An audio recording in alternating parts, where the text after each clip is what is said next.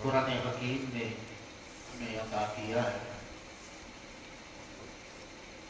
اللہ تعالیٰ قرآن حکیم میں ارشاد فرماتا ہے ازواجہ امہاتہم، کہ میرے اس محبوب کی بیویاں تمہاری مائیں ہیں۔ اب مسلمان اس لحاظ سے بھی خوش قسمت ہے کہ اس کا تعلق نبی پاک صاحب الاولاد جناب محمد مصطفیٰ صلی اللہ علیہ وآلہ وسلم کے پیارے گھر سے ہو گیا ہے۔ کلمہ پڑھنے والا کوئی کہیں بھی رہتا ہو، قرآن نے بتا دیا کہ ازواج مطہرات اس کی مائیں ہیں، اور یہ بہت بڑی سعادت ہے، فضیلت ہے کلمہ پڑھنے والے کی، ایمان والے کی۔ ماں باپ کے ساتھ نیکی کرنا، ان کے احسانات کو یاد رکھنا، جب تک کہ انسان کا دم مسافر نہیں ہو جاتا اسے اپنے ماں باپ کے ساتھ حسن سلوک کرنے کا حکم حاصل ہے۔ نبی کائنات جناب محمد مصطفیٰ صلی اللہ علیہ وآلہ وسلم کہ جن کو رب کریم نے سارے جہانوں کے لیے رحمت بنا کے بھیجا، وہ کریم آقا کہ جن کو پتھروں سے زخمی کیا گیا کہ سر سے لے کر پاؤں تک سارا بدن زخمی ہے، اس موقع پر بھی کہ جب آپ کو اختیار دیا گیا کہ ان کی تباہی و بربادی کے لیے آپ بد دعا فرمائیں، تو نبی پاک نے فرمایا کہ میں بد دعا کے لیے نہیں آیا، میں تو ان کے لیے رحمت بن کے آیا ہوں، اور میں تو ان کے ساتھ رحمت والا سلوک کروں گا کہ میری نگاہ دیکھ رہی ہے کہ ان کی نسلوں میں آنے والے اللہ کا نام لیوا بنیں گے۔ وہ نبی کہ جنہوں نے ہمیشہ لوگوں کے ساتھ شفقت کا سلوک کیا، محبت کا برتاؤ کیا۔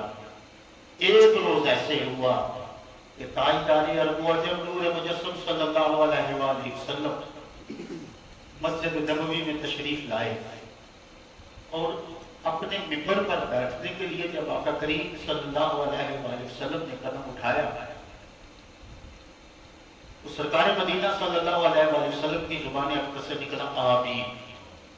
اصحاب اس سارے معاملے کو دیکھ رہے، پھر دوسرا قدم اٹھایا تو پھر فرمایا آمین، پھر تیسرا قدم حضور نے جب ممبر پر رکھا تو فرمایا آمین۔ اس کے بعد آقا کریم صلی اللہ علیہ وسلم ممبر پر تشریف فرما ہو گئے۔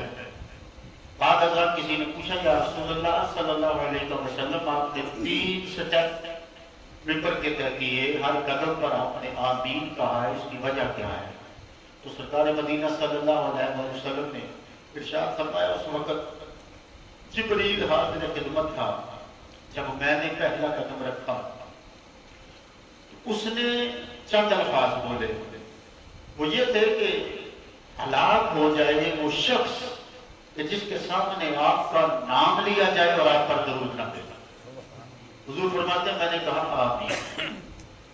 اب معاملے کی نوعیت سمجھیے، وہ نبی ہیں کہ جو کبھی کسی کے لیے بد دعا نہیں کرتی۔ فرمایا کہ جب میں نے دوسرا قدم نازنین اٹھایا تو جبریل نے کہا کہ یا رسول اللہ وہ شخص بھی ہلاک ہو جائے کہ جس نے رمضان پایا اور اس سے وہ فیض حاصل نہ کر سکا۔ تو میں نے اس موقع پر پھر کہا آمین، اور فرمایا کہ جب میں تیسرا قدم رکھ رہا تھا تو اس وقت جبریل نے کہا کہ یا رسول اللہ وہ شخص بھی ہلاک ہو جائے جس نے اپنے ماں باپ کو اپنی زندگی میں پایا اور ان کو راضی کر کے وہ جنت حاصل نہ کر سکا۔ اس موقع پر فرماتے ہیں کہ میں نے پھر کہا آمین۔ اب آپ اندازہ کریں کہ ماں باپ کی کتنی عظمت ہے اور کتنی شان ہے۔ وہ نبی کہ جنہوں نے کبھی کسی کو بد دعا نہیں دی، لیکن اس مقام پر جبریل کے ہم لگا ہے، کیونکہ جبریل بھی اپنی مرضی سے بولنے والا نہیں ہے، وہ بھی اللہ کی طرف سے مامور ہے، جو رب کہتا ہے وہ کہتا ہے جبریل۔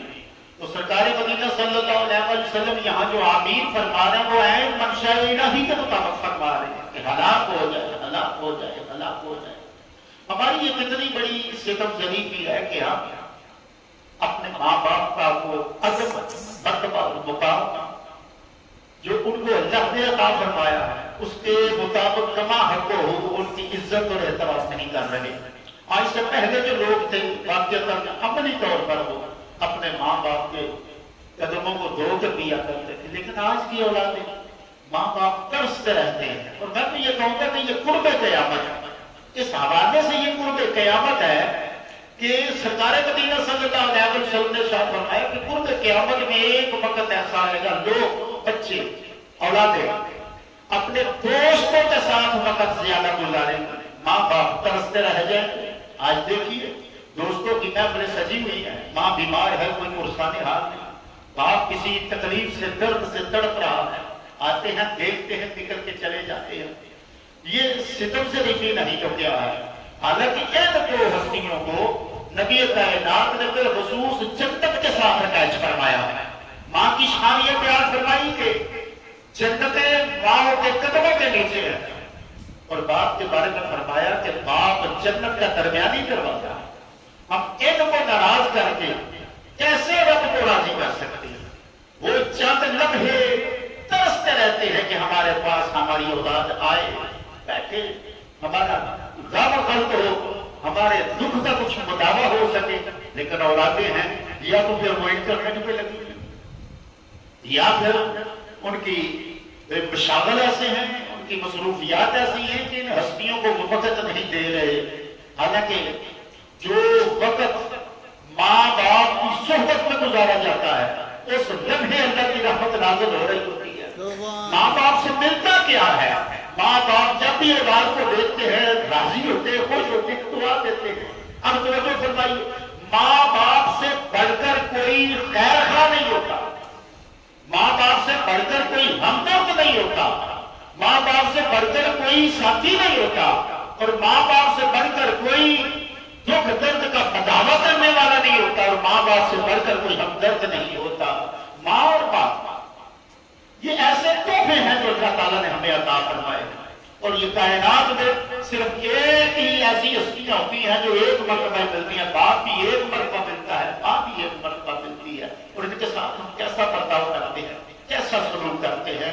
ماؤں کی عظمت اور ماؤں کی شان سرکار مدینہ صلی اللہ علیہ وسلم کے دربار گہربار کے اندر جائیں تو تاجدار ختم نبوت تشریف فرما ہے کہ ایک بڑھی آتی ہے، لاٹھی ٹیک رہی ہے، بدن پہ لرزہ طاری ہے، بڑھاپے کے اثار ہے تو بڑھیا ہے نا.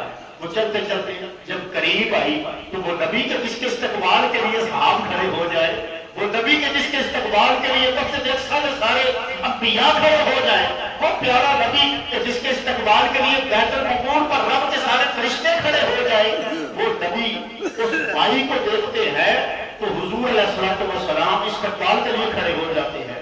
اصحاب نے آج تک دیکھا نہیں اس بھائی کو. وہ قریب آئی اور نبی کائنات کو اپنے دونوں بازوؤں میں لے لیا اور حضور علیہ السلام کے لب چومنے لگی، حضور علیہ السلام کا ماتھا چومنے لگی. اصحاب اس معاملے کو دیکھ کر بڑے حیران ہیں. سرکار مدینہ صلی اللہ علیہ وسلم نے اپنی چادر مبارک زمین میں بچھائی، اس مائی کو بٹھایا.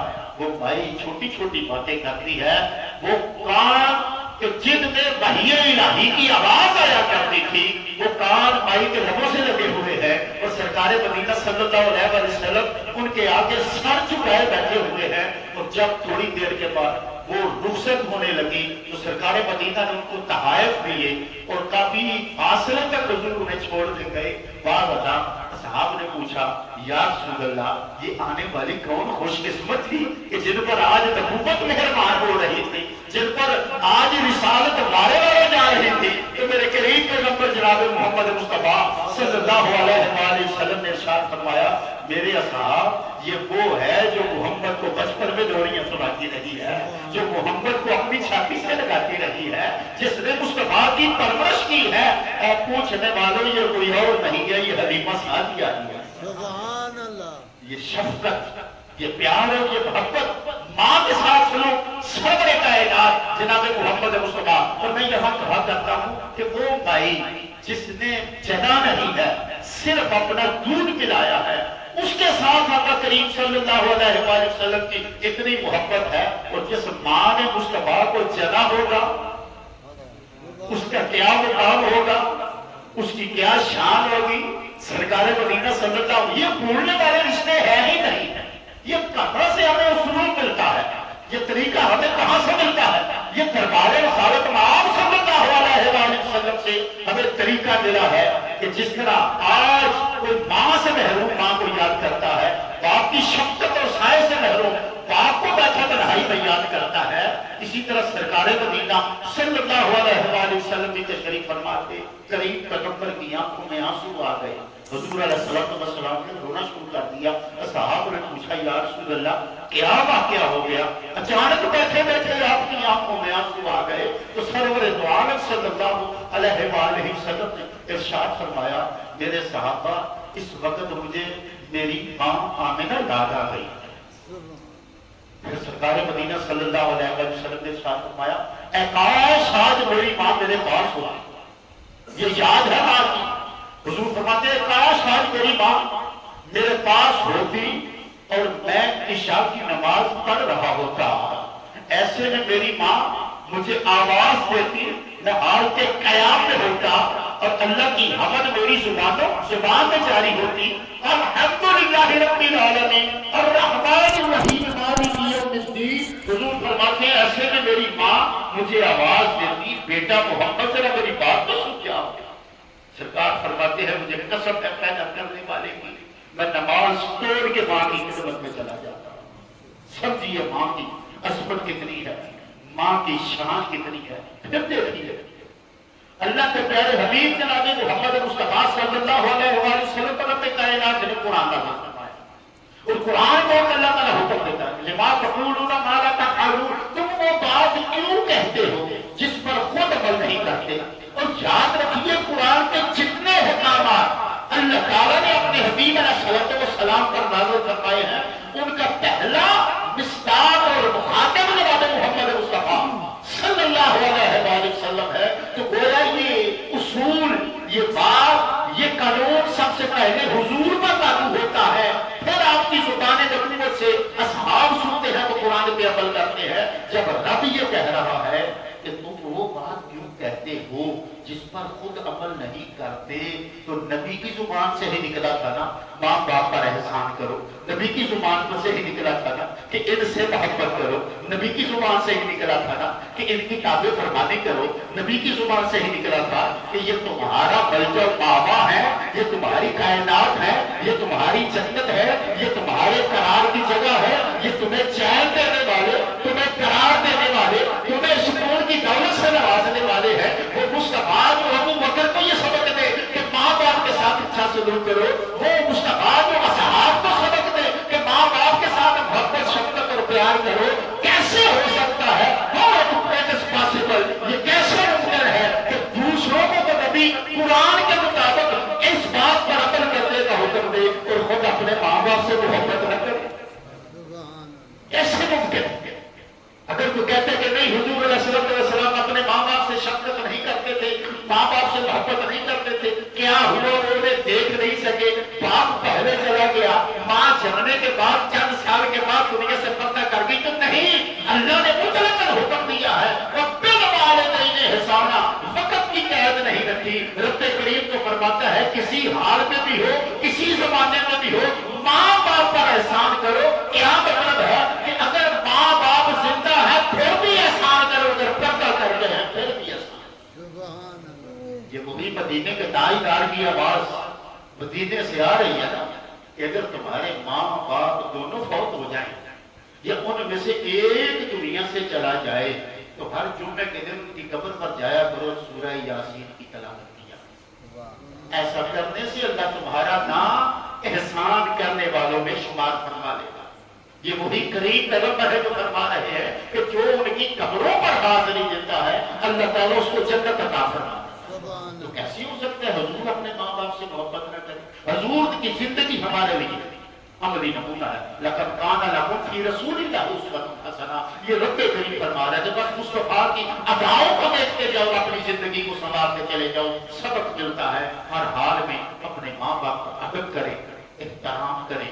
اور یہ بات بھی ہے اور بڑی اہم بات ہے کہ آج کے دور میں بہت ضروری ہو گیا ہے اولاد کے لیے کہ اپنے ماں باپ سے روز ہاتھ جوڑ کے معافی مانگے کہ ہمیں معاف کر دینا، ہم تمہارا حق کرنا ہے۔ کیوں کہ قرآن نے روکے فَلَا تَقُلْ لَهُمَا اُفٍّ، ان کو اف بھی نہ کہنا، کوئی کہتے نہیں۔ اور ہماری زبان ایسی ہے، ہمارے لہجے ایسے ہیں، اکھڑ پانا آ گیا ہے، باہر بازو میں بازو ڈال کے یاروں سے مسکراتے ہیں، ہنستے ہیں، لیکن گھر آتے ہیں تو پھر ذرا تم بھی آ جاتی ہے، تیزی آ جاتی ہے، یہ کیا پکا دیا ہے، یہ کیا رکھ دیا ہے، یہ کیوں سوٹ استری کر دیا، میں نے تو حلال کیوں کر دیا، اوف ایسے کر دیا، کیوں کر دیا، یہ اوف ہماری زبان سے نکل آتا ہے، اور نتیجہ کیا ہے، قرآن کے حکم کے مطابق ہم بے ادب ہو جاتے ہیں۔ اللہ تعالیٰ ہمیں ان ہستیوں کا مرتبہ اور مقام پہچاننے کی توفیق عطا فرمائے، اور ہماری ساری اس حوالے سے جتنی بھی زندگی میں لفظ سے کمیاں کوتاہیاں ہیں،